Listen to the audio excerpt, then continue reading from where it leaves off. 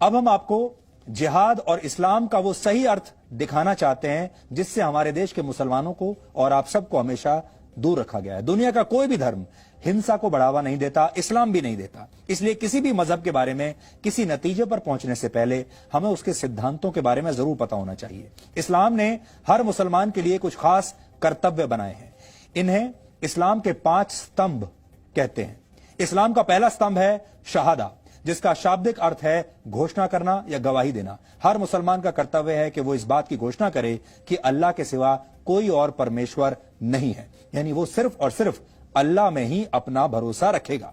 दूसरा स्तंभ है सलात, फारसी में इसी को नमाज भी कहते हैं। इस्लाम कहता है कि हर मुसलमान के लिए दिन में 5 बार नमाज पढ़ना जरूरी है। इस्लाम का तीसरा स्तंभ है ज़कात, आप इसे साल में 1 बार किया जाने वाला दान भी कह सकते हैं। हर मुसलमान के लिए जरूरी है कि वो अपनी आय का, अपनी आमदनी का एक हिस्सा जरूरतमंदों को दान जरूर दे, चैरिटी करे, अंग्रेजी में अगर आप कहें तो। इस्लाम का चौथा स्तंभ है सौम, इसे रोजा रखना भी कहते हैं। इस्लाम में कहा गया है कि रमजान के महीने में हर मुसलमान के लिए रोजा यानी व्रत रखना जरूरी है। हिंदू उसे व्रत कहते हैं और इस्लाम में उसे रोजा कहा जाता है। और आप लोगों को पता भी होगा इस समय रमजान का ही पवित्र महीना चल रहा है। इसी तरह हज को इस्लाम का 5वां स्तंभ माना जाता है। हर मुसलमान का यह कर्तव्य है कि अगर वो मक्का जाने का खर्च उठा सकता है तो जीवन में कम से कम 1 बार उसे हज जरूर जाना चाहिए। यह तो हुई इस्लाम के 5 स्तंभों की बात। जिहाद को इस्लाम का 6ठा स्तंभ माना जाता है। जिहाद का शाब्दिक अर्थ है पवित्र युद्ध, लेकिन जिहाद की परिभाषा को हमेशा गलत तरीके से पेश किया गया है। इस पवित्र युद्ध को धर्म युद्ध बताकर दुनिया भर में इसका गलत इस्तेमाल होता है। आतंकवादी हिंसा और दहशत फैलाते हैं और खुद को जिहादी कहते हैं।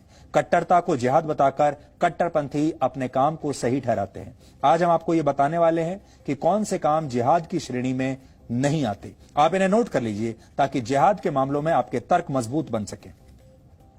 अगर किसी के ऊपर इस्लाम कबूल करने के लिए जबरदस्ती की जाए तो इसे जिहाद नहीं कहा जा सकता। अगर किसी देश या क्षेत्र पर कब्जा जमाने के लिए उस पर हमला किया जाता है तो इसे भी जिहाद नहीं कहेंगे। इसी तरह अगर आर्थिक फायदे के लिए किसी इलाके पर हमला किया जाता है तो यह जिहाद नहीं है। सिर्फ अपनी ताकत का प्रदर्शन करने के नाम पर, लीडर की ताकत का प्रदर्शन करने के नाम पर हिंसा को जिहाद नहीं कहा जा सकता।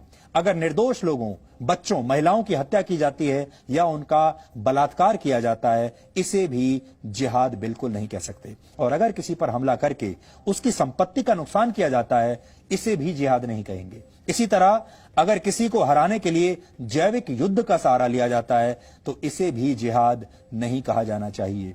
जिहाद ही नहीं, इस्लाम में तो साधारण युद्ध के लिए भी कई सख्त नियम हैं और इन नियमों का पालन न करना गुनाह माना गया है। पहला नियम यह है कि आप युद्ध की पहल खुद नहीं कर सकते। यह युद्ध किसी बादशाह या सुल्तान के निर्देश पर नहीं बल्कि सिर्फ किसी धार्मिक नेता के कहने पर ही शुरू किया जा सकता है।